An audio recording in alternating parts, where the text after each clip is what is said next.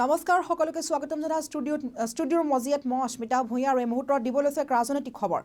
এবাৰ মন্ত্ৰী পীযুষ হাজৰিকাক ইংৰাজী ডিবেট কৰিবলৈ চেলেঞ্জ দিলে এগৰাকী কংগ্ৰেছী নেতাই আৰু লগতে হাৰি নগ'ল দেশৰ প্ৰধানমন্ত্ৰী আৰু গৃহমন্ত্ৰীও। দেশৰ প্ৰধানমন্ত্ৰী নৰেন্দ্ৰ মোদী আৰু গৃহমন্ত্ৰী অমিত শ্বাহক অসমীয়াত কথা ক'বলৈ চেলেঞ্জ কৰিলে এগৰাকী কংগ্ৰেছী নেতাই। আৰু ইমানেই নহয়, মন্ত্ৰী পীযুষ হাজৰিকাক অল্প বিদ্যাৰ অধিকাৰী বুলি অভিহিত কৰিলে সেইগৰাকী কংগ্ৰেছী নেতাই। পিছে কোন এগৰাকী কংগ্ৰেছী নেতা আৰু কি ধৰণৰ বিস্ফোৰক মন্তব্য আগবঢ়ালে এইগৰাকী কংগ্ৰেছী নেতাই, এই মুহূৰ্তত এই খবৰ জনাই গৈছোঁ সমূহ দৰ্শকক। এবাৰ ইংৰাজীত ডিবেট কৰাৰ চেলেঞ্জ মন্ত্ৰী পীযুষ হাজৰিকাক। আনকি হাৰি নগ'ল দেশৰ প্ৰধানমন্ত্ৰী আৰু দেশৰ গৃহমন্ত্ৰীও, কিয়নো মন্ত্ৰী পীযুষ হাজৰিকাই নহয়, এবাৰ নৰেন্দ্ৰ মোদী আৰু অমিত শ্বাহক অসমীয়াত কথা কোৱা চেলেঞ্জ দিলে এগৰাকী কংগ্ৰেছী নেতাই। লগতে অল্প বিদ্যাৰ গৰাকী বুলি অভিহিত মন্ত্ৰী পীযুষ হাজৰিকাক। আমি জনাই গৈছোঁ সমূহ দৰ্শকক কংগ্ৰেছী নেতা মীৰা বৰঠাকুৰৰ বিস্ফোৰক মন্তব্য। লগতে কংগ্ৰেছৰ ভূপেন বৰাৰ যি হিন্দী, সেই হিন্দীৰ বাবে দেশ সমস্যাত জৰ্জৰিত হৈছে নেকি বুলি প্ৰশ্ন কৰিলে মীৰা বৰঠাকুৰে। দেখা গৈছিল কিছুদিন পূৰ্বে যি ভূপেন বৰাই হিন্দী প্ৰকাশ কৰিছিল আৰু সেই হিন্দী প্ৰকাশক লৈ পীযুষ হাজৰিকাই আগবঢ়াইছিল কিছু মন্তব্য আৰু পুনৰ পীযুষ হাজৰিকাক সমালোচনা কৰে মীৰা বৰঠাকুৰে। কংগ্ৰেছী নেতা মীৰা বৰঠাকুৰে আগবঢ়াইছে কেইবাটাও বিস্ফোৰক মন্তব্য। ভূপেন বৰাই যি হিন্দী প্ৰকাশ কৰিছিল, সেই হিন্দীত মন্তব্য প্ৰকাশ কৰিছিল, এই হিন্দীক লৈ মন্তব্য যি প্ৰকাশ কৰিছিল পীযুষ হাজৰিকাই, যি সমালোচনা কৰিছিল পীযুষ হাজৰিকাক পুনৰ উভতাই ধৰিলে কংগ্ৰেছী নেতা মীৰা বৰঠাকুৰে।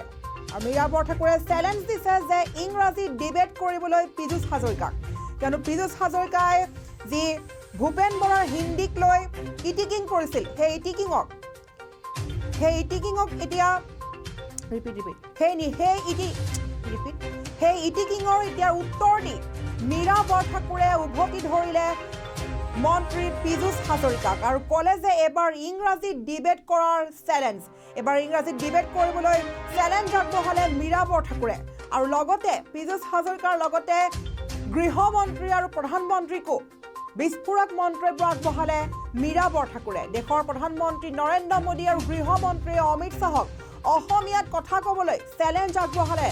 আৰু মীৰা বৰঠাকুৰে কৈছে যে হিন্দী সকলোৰে প্ৰেক্টিছ নহয়, আমাৰ মাতৃভাষা অসমীয়া আৰু মাতৃভাষা অসমীয়াৰ বাবে হিন্দী কোৱাটো কাৰোৱে প্ৰেক্টিছ নহয়। গতিকে ভূপেন বৰাই যি হিন্দী ভাষা প্ৰকাশ কৰিছিল, সেই হিন্দী ভাষাক ইটিকিং কৰাক লৈ মীৰা বৰঠাকুৰে মন্তব্য আগবঢ়াইছে যে ভূপেন বৰাৰ হিন্দীৰ বাবে দেশ সমস্যাত জৰ্জৰিত হৈছে নেকি। ভূপেন বৰাই যি ভুলে শুদ্ধই হিন্দী কৈছিল, সেই হিন্দীৰ বাবেহে দেশ সমস্যাত জৰ্জৰিত হৈছে নেকি বুলি প্ৰশ্ন কৰিলে। কিয়নো মীৰা বৰঠাকুৰে কৈছে যে ভূপেন বৰাই যি হিন্দী প্ৰকাশ কৰিছিল, সেই হিন্দী সকলোৱে বুজিব পৰা হিন্দী, কিন্তু সেই হিন্দীক ইটিকিং কৰিছে মন্ত্ৰী পীযুষ হাজৰিকাই।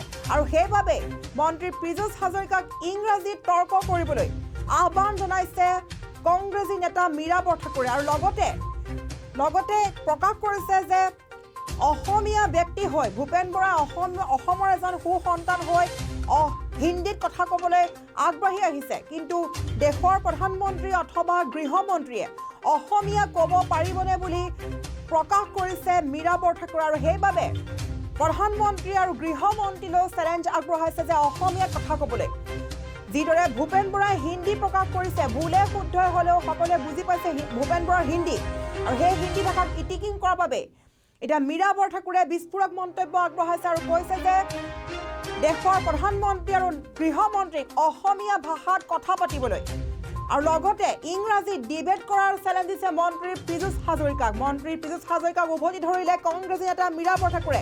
এই মুহূৰ্তত মীৰা বৰঠাকুৰে সেই ভাষ্য আগবঢ়াইছোঁ। যুৱ সমাজক যাতে তেওঁ বিপথে পৰিচালিত নকৰে, যুৱ সমাজক যাতে এটা সুস্থ বাতাবৰণৰ পৰিৱেশ তেওঁ দিয়ে, তাৰ কাৰণে আমি মেছেজ দিছোঁ। তেওঁ এইটো মেছেজ লওক যে এই যে খোজমাৰি দিয়াৰ কাৰণে গাত লাগিছে, গাত লগা কথা ক'বলৈ আমাৰ হাতত বহুত কথাই আছে।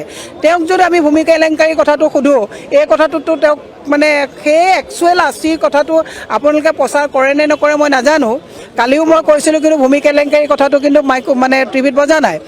তেওঁ যে এই কথাটো খোজ মাৰি দিছে ৰাহুল গান্ধীক কথাটো ক'বলৈ গৈ পেলাই তেওঁ ভূমি কেলেংকাৰীটো যাতে কংগ্ৰেছে কৈ নাথাকে, তেওঁ যে 18 বছৰীয়া ল'ৰাটোৱে যাতে 17টা কোম্পানীৰ মালিক হোৱা কথাটো ৰাইজে যাতে আৰু গম নাপায়, সেই কথাটো ঢাকিবৰ কাৰণে তেওঁ এইটো এটা নতুন বেড প্ৰেক্টিছ, তেওঁ বেড প্ৰেক্টিছ কৰিছে এইটো যে এইটো মোৰ কথাটো লুকুৱাবৰ কাৰণে তাতোতকৈ বেয়া কথা এটা মই কৈ দিওঁ। গতিকে সেইটো যাতে নকৰে, মাননীয় মুখ্যমন্ত্ৰীজনক অনুৰোধ কৰিছোঁ যে আপোনাৰ লগত ব্যক্তিগত শত্ৰুতা অসমৰ ৰাইজৰ নাই, আপোনাক আমি তাত বহাইছোঁ অসমখন ভালকৈ পৰিচালনা কৰিবৰ কাৰণে ৰাইজে আপোনাক বহাইছে।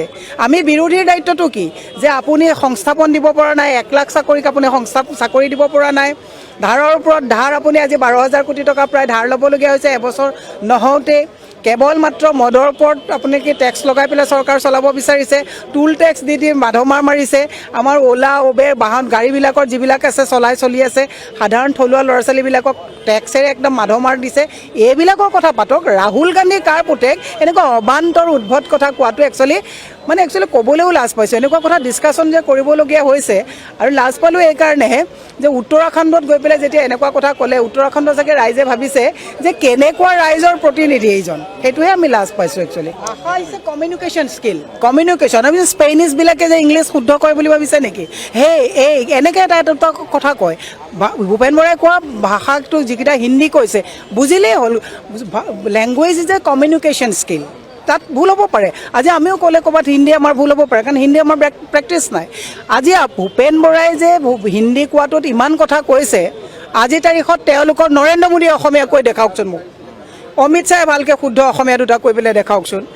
বুজিলেই হ'ল। লেংগুৱেজটো জ্ঞানী মানুহে এটা কথাই কয়। পীযুষ হাজৰিকাই যে কালি কৈছে যে খাটাহে জাতাহে কি কৈছে বুজি নোপোৱা কথাটো কৈছে, পীযুষ হাজৰিকাক মই কৈছোঁ যে তেওঁ শুদ্ধকৈ ইংলিছ ডিবেট এটাত আহকচোন, কথা পাতিম তেওঁৰ লগত, পাৰিব তেওঁ? গতিকে এইটোত কাকো তুচ্ছ তাচ্ছিল্য কৰিব নালাগে। জানা মানুহে আপুনি চাব, জানা মানুহে আপুনি জানা যিজন বিজ্ঞ মানুহ চিম্পল ইংলিছ কয়, জানা বিজ্ঞ মানুহজনে কাৰোবাৰ ভুল হ'লেও দেখুৱাই নিদিয়ে। যি অলপ জানে, অল্প বিদ্যা জানে, তেওঁ বেলেগৰ ভুল ধৰি থাকে। পীযুষ হাজৰিকাহঁতৰ চেম্পলটোতো আপুনি ভালকৈ জানে। গতিকে ভূপেন বৰাই কি হিন্দী কৈছে বুজি পোৱা নাই নেকি? বুজি পাইছে। ব্ৰকেন ক'ৰবাত হ'ব পাৰে, কাৰণ আমাৰ প্ৰেক্টিছটো নাথাকে। সেইটো কাৰণেতো অসমততো নিবনুৱা সমস্যা বৃদ্ধি হোৱা নাই। ভূপেন বৰাৰ মানে ভঙা হিন্দীৰ কাৰণে ধাৰ ল'বলগীয়া হৈছে নেকি? ভূপেন বৰাৰ ভঙা হিন্দীৰ কাৰণে 1 লাখ চাকৰি দিবলৈ পৰা নাই নেকি? ভূপেন বৰা ডাঙৰীয়াৰ যিকেইটা হিন্দী, এইটো কাৰণে অসমৰ উন্নয়ন স্থবিৰ হৈছে নেকি? তেওঁলোকে যে গৈ পেলাই যে তেওঁৰ যে এই অভিভাৱকজনে তাত ক'লে যে এই দেশ বহুত ওপৰ কা চিজ হে, দেশ বহুত ওপৰ কা চিজ হে নেকি? সেইটোতো মুখ্যমন্ত্ৰীয়ে কৈছে, সেইটো আমি ধৰা নাই, কাৰণ হিন্দী তেওঁ প্ৰেক্টিছ নাই। গতিকে তেওঁ কৈছে যে এই দেশ বহুত ওপৰ কা চিজ হে, সেইটোতো ব্ৰকেন হিন্দী ন? গতিকে হ'ব পাৰে, সেইটো কোনো জনা মানুহে হিন্দী শুদ্ধ ক'লেনে ইংলিছ শুদ্ধ ক'লেনে এইটো কথা নহয়। আপুনি দেখিব তেলেংগানাৰ মানুহবিলাক যেতিয়া পাৰ্লিয়ামেণ্টত আহে, আপুনি দেখিব ভোজপুৰী সাংসদবিলাক যেতিয়া যায়, ভোজপুৰী কলকল লেংগুৱেজত পাৰ্লিয়ামেণ্টত কথা কয়। এইটো একো ডাঙৰ কথা নহয়। কাইলৈ মই ইংৰাজী ক'ব নোৱাৰিবও পাৰোঁ, হিন্দী ক'ব নোৱাৰিবও পাৰোঁ, কিন্তু মোৰ অসমৰ সমস্যাখিনি জনাবৰ কাৰণে মোক হিন্দী ইংলিছ দৰকাৰ নহয়। অসমৰ সমস্যাখিনি জানিবৰ কাৰণে অসমীয়াটো শুদ্ধকৈ ক'ব পৰাটো সেইটোৱে এনাফ।